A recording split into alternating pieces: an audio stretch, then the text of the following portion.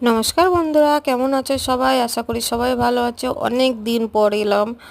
তো আজ তো 5-6 দিন হয়ে গেছে আমি ভিডিও আপলোড করতে পারিনি, তো আজ আমি ভিডিওটা আপলোড করছি। আমি কিন্তু ভিডিওটা বানিয়ে রেখেছিলাম 5-6 দিন আগে, কিন্তু শরীর খারাপের জন্য আমি ভিডিওটা বানাতে মানে দিতে পারিনি আর কি। তো আজকে আমি ভিডিওটা দিচ্ছি রাগড়া পেটিসের রেসিপি।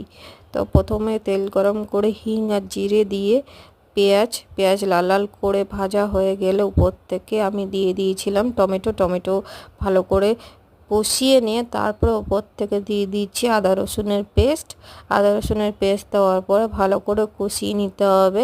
এখানে কিন্তু আমি কোনো জল অ্যাড করিনি। এবার দিয়ে দিতে হবে হলুদ গুঁড়ো দেওয়ার পরে ভালো করে কষিয়ে নিতে হবে। এখানে কিন্তু কষানোটা মাস্ট, নয়তো রাগড়া কিন্তু খেতে একদমই ভালো লাগবে না। তবে সেদ্ধ করে রাখা মটরগুলো উপর থেকে দিয়ে দিলাম, যাকে রাগড়া বলা হয়। তারপরে দিয়ে ভালো করে মিক্স করে নিয়েছি। এবার আমি পাশে বানিয়ে ফেলছি প্যাটিস কিন্তু রাগড়ার সাথেই খেতে হয়, আর একটু মিঠা চাটনি, একটু হারা চাটনির সাথে। তো আমি এখানে মিঠা চাটনি আর হারা চাটনি ইউজ করেছি রেডিমেড। তোমরা যদি চাও বাড়িতে বানিয়ে নিতে পারো, তার রেসিপি আমি দিয়ে দেবো খুনি। তো আজ আমি এইভাবে বানিয়ে ফেললাম রাগড়া প্যাটিস। ভিডিওটা